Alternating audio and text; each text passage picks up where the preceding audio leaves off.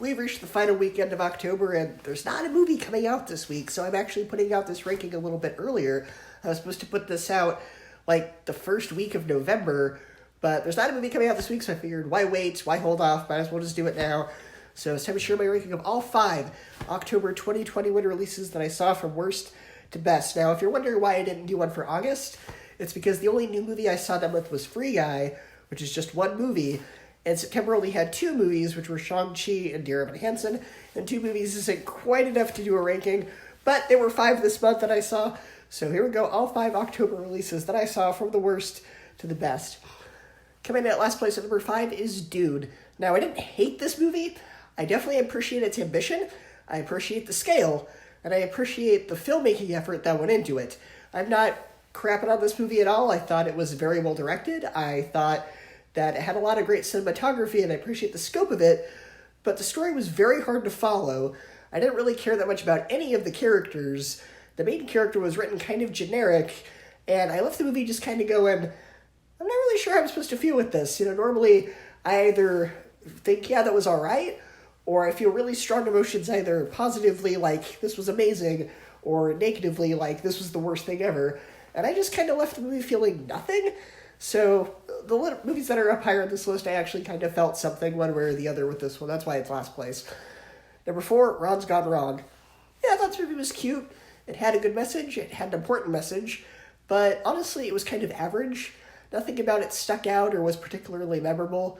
It just kind of played it safe. It's a good family movie, but nothing that you're going to write home about it. I don't think it's going to get nominated for the Oscars or anything like that. It probably won't be remembered as fondly as some of the best animated films ever. It was just kind of okay. Number 3, Addams Family 2.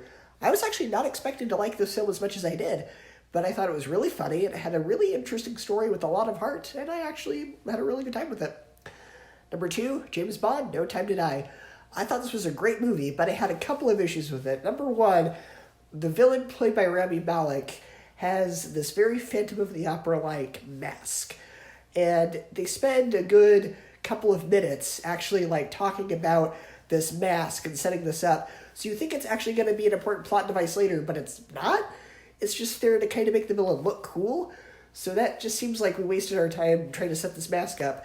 And also, Ana de Armas was great in this movie, and she was not as utilized in this movie as she could have been. I feel like she's just there to kind of move the story along to Act 2, because after Act 1 ends, she just kind of disappears the rest of the movie, but she was really interesting. It was a really great character. I wanted to see more of her, so that was the couple of issues that I had with it, but I still thought it was a really good movie. But coming in at first place is Venom, Let There Be Carnage. This was an absolutely fun movie. It had a great villain, played very evilly by Woody Harrelson, who just has the time of his life in this movie. It has the cheesiness you expect from a comic book movie without going a little too over the top with it. It was just the right amount of camp, just the right amount of cheese, and it pulled back when it needed to.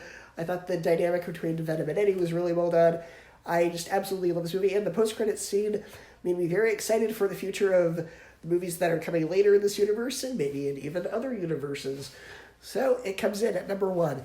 So go ahead and share your ranking of the movies that you saw in October. I didn't include Halloween Kills or The Last Duel because those are both rated R, even though I know they're both very popular movies. Those aren't for me. So, but you're more than welcome to include those. If you saw them and you want to include them in your ranking, you absolutely can.